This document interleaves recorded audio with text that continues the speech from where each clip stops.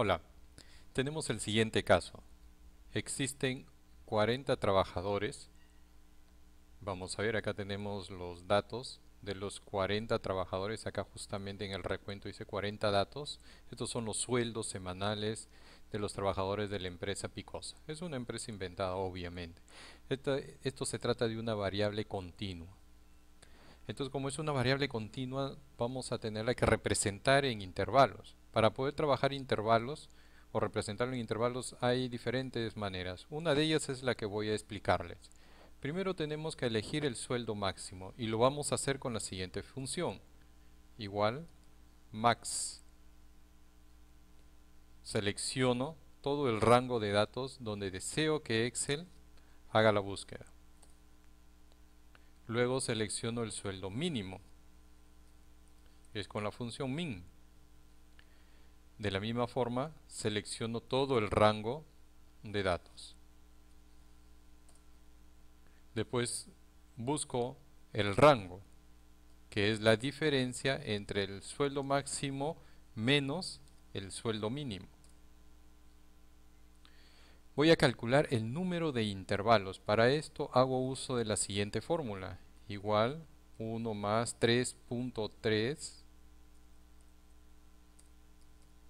por el logaritmo.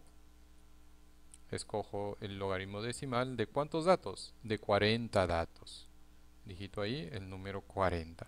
¿Por qué digito el número 40? Porque se trata, en este caso, de 40 sueldos de estos trabajadores. O sea, 40 trabajadores, por lo tanto son 40 datos.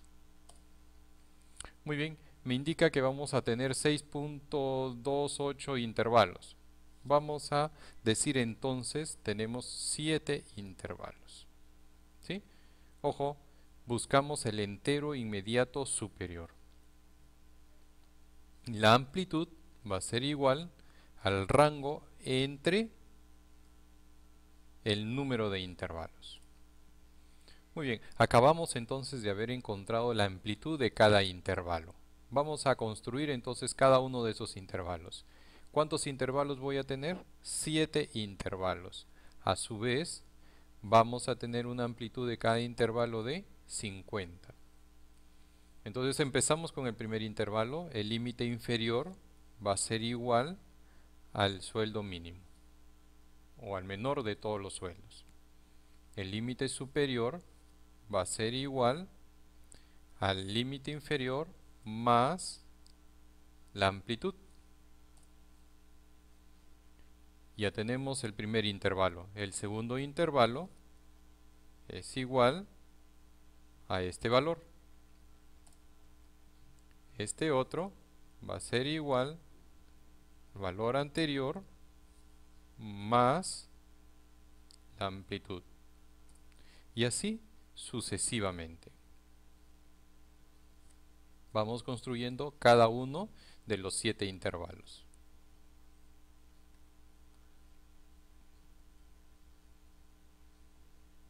Voy a arrastrar esto.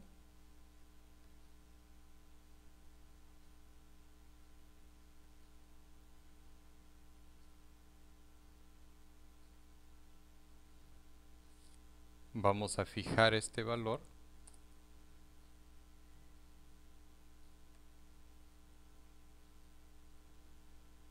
Listo. Acabamos entonces de haber construido todos los 7 intervalos. Esto es límite inferior, esto es límite superior de cada uno de los intervalos.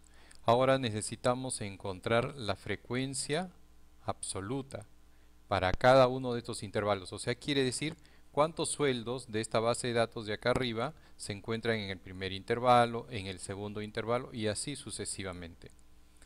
Para ello podríamos ir contando cuántos se encuentran entre el intervalo 321 y menos de 371.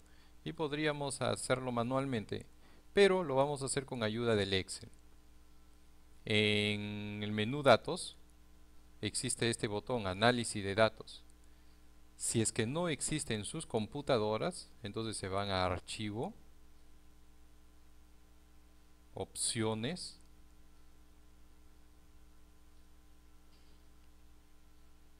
complementos. Tenemos que hacer clic aquí donde dice complementos de Excel y si no está seleccionado hay que seleccionarlo.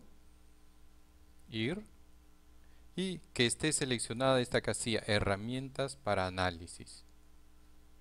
Y aceptas. Listo, ya tenemos ese botón análisis de datos. Vamos a dar clic ahí en el botón análisis de datos. Buscamos donde dice histograma. Aceptar.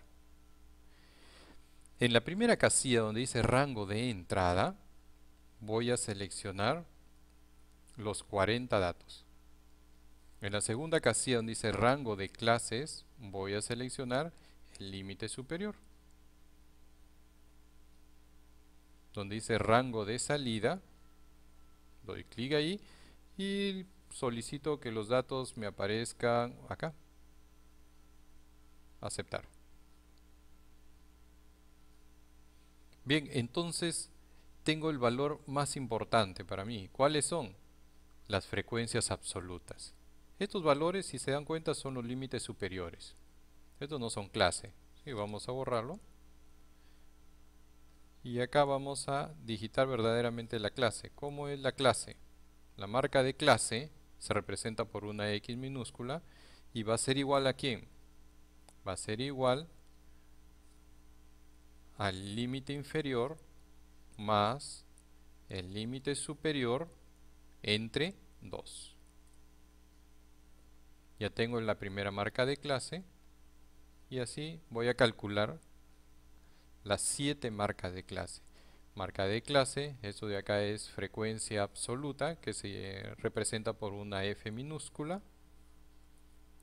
También vamos a encontrar la frecuencia relativa, la frecuencia acumulada absoluta y la frecuencia acumulada relativa. Estos temas ya lo hemos visto nosotros en las clases, cómo podemos encontrar cada una de estos valores. Bien, espero que este tutorial le haya sido de utilidad. Nos estamos viendo en los siguientes tutoriales. Muchas gracias.